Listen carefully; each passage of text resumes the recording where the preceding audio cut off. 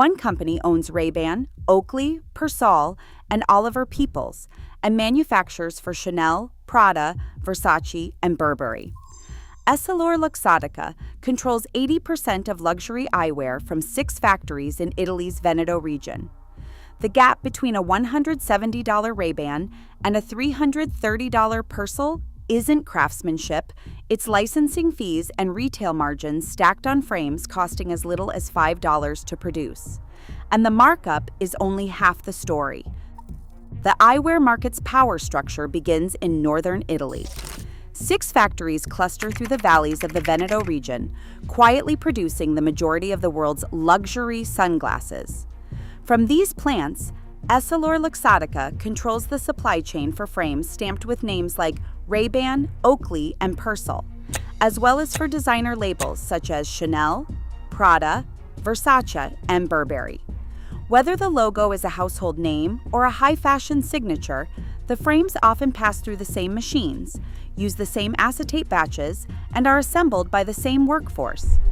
This is not just a matter of a big company owning a few brands. EssilorLuxottica operates with dual headquarters, Milan for its Italian design roots, Paris for its French lens technology. The group's reach extends to more than 150 brands, combining both those it owns outright and those it manufactures under license. The owned portfolio includes Ray-Ban, Oakley, Persol, Oliver Peoples, and Costa. Licensed labels range from Giorgio Armani and Dolce & Gabbana to Michael Kors and Coach, all produced within the same industrial ecosystem. Independent analysts estimate that EssilorLuxottica accounts for as much as 80% of luxury eyewear production worldwide. Its 6 Veneto plants serve as the central artery for this dominance, with frames and lenses moving from raw acetate and steel to finished sunglasses destined for boutiques and department stores on every continent. The result is a global eyewear market where one company's factories shape nearly every major brand a shopper might find in a high-end display case. The next layer of the story is what happens to the price once these frames leave the factory floor. A Ray-Ban aviator leaves the factory floor in Veneto with a cost between $5 and $15. Persol's $649, finished by hand in the same region, runs closer to $20 to $25. But by the time either pair lands in a boutique or department store, the price tag has ballooned, often reaching $300 for Ray-Ban and up to $470 for Persol. The numbers aren't just a matter of fancier materials or more skilled labor. Instead, the real inflation happens along the supply chain, where margins pile up at every stop. The typical markup ladder starts with a 30% jump from factory to wholesale. Distributors add another 20%. Boutiques or department stores tack on a 50% margin of their own, and then the final retail markup can add another 30%.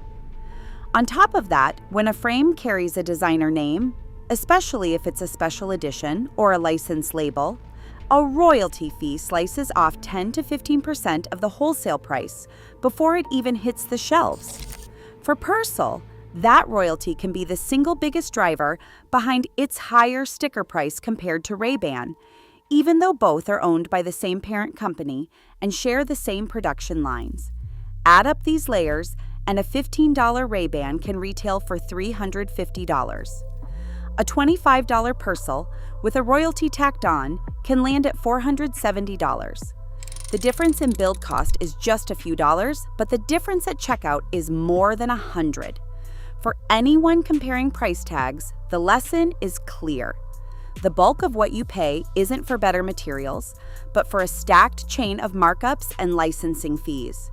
A quick calculator, factory price, plus each margin, plus any royalty, reveals just how little of the retail price goes into the product itself.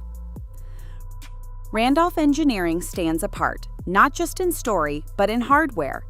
At a direct-to-consumer price of $169, Randolph's classic aviator is built to a standard that most designer brands never approach, regardless of their price tag. The difference begins at the hinge. Randolph's hinges are hand-assembled and silver soldered, tested to survive over 100,000 open-close cycles, 20 times the industry norm. By contrast, the arc-welded hinge found on a typical Ray-Ban or a fashion-labeled designer frame rarely exceeds the 5,000 cycle mark before showing signs of wear. The result is a frame that stays tight and functional for decades, not just seasons. Military contracts require this level of durability for field use, and Randolph's frames have met those standards since the early 1980s. The engineering isn't just for show. Aviators built for the U.S. Air Force have to withstand daily abuse, rapid temperature swings, and constant adjustment. At $169, the buyer gets more than a logo. They get a pair of sunglasses built to outlast a drawer full of designer names. This is where price and quality finally meet, and the evidence is in the hardware. American Optical's roots run deeper than almost any other name in eyewear. Founded in 1833 in Southbridge, Massachusetts, AO supplied sunglasses to Apollo 11 astronauts and still builds its original pilot model in the United States. That frame, with its 23-karat gold-plated steel and polarized mineral glass lenses, is more than a nod to heritage. It's a lesson in what real material quality feels like. Mineral glass, with an Abbey value of 58, delivers optical clarity that plastic lenses can't match. But you don't need a lab to spot the difference. 4 simple tests can reveal what you're actually buying right at the point of sale. First, tap the lens with your fingernail. Glass produces a clear, sharp ping, while plastic sounds dull. Second, count the hinge barrels. More barrels usually mean a stronger, longer-lasting joint. Third, run a finger along the edge of the frame. High-grade acetate feels warm and textured, while injection-molded plastic is slick and cold. Last, check the country of origin label. Made in use or made in France means full production happened there, not just design. These steps put the power of verification directly in your hands. No engineering degree required. Moscot, Vuarnet, and Makita each bring a distinct approach to quality, proving that high standards aren't limited to any one country or style. Moscot, founded in 1915 on New York's Orchard Street, remains family-owned through 4 generations. Its signature Lemtosh frame uses Italian Mazzucchelli acetate, a material prized for both its durability and its deep, textured grain, a result of a slow curing process that takes weeks, not hours. At around $310, a pair of Moscots delivers a tactile richness and a sense of heritage that mass-market frames can't match. Vuarnet traces its roots to the French Alps, where Olympic gold medalist Jean Vuarnet joined forces with optician Roger Pouilloux in 1960. Every pair is built around a mineral glass lens forged in Vuarnet's own French furnace. Each batch undergoes a 17-step process, producing lenses that are more scratch-resistant and offer sharper clarity than standard plastic. The Edge 04 model, for example, retails for $470 and is engineered to withstand the kind of impact and glare found on ski slopes. Makita, launched in Berlin in 2003, stands out for its patented spiral hinge, a screwless design tested for 100,000 open-close cycles, far beyond the industry norm. Frames are cut from high-grade stainless steel or acetate and finished by hand in the brand's Berlin workshop. Priced around $380, Makita's frames combine minimalist design with technical innovation, offering a modern alternative to both American and Italian traditions. Together, these 3 brands show that attention to materials, engineering, and heritage can be found in independent makers across the globe. A tap of the fingernail tells the story. Glass lenses from Randolph and AO ring with a crisp, bell-like ping, clear and sharp, while plastic lenses from most designer frames offer only a flat, dull thud. Hinge testing is just as revealing. Randolph's hand-soldered hinges, built to withstand over 100,000 open-close cycles, move with a smooth, solid resistance. By comparison, the standard hinge found on a Ray-Ban or a typical luxury label frame starts to wobble after just 5,000 to 7,000 cycles. This difference isn't theoretical. It is the reason Randolph aviators are still issued to military pilots decades after their first contract. The sound, the feel, the lasting tension in the joint. These are not subtle upgrades. They are the difference between a pair of sunglasses that can survive years in a flight bag and one that is loose after 2 summers. All it takes is a simple test to hear and feel the gap.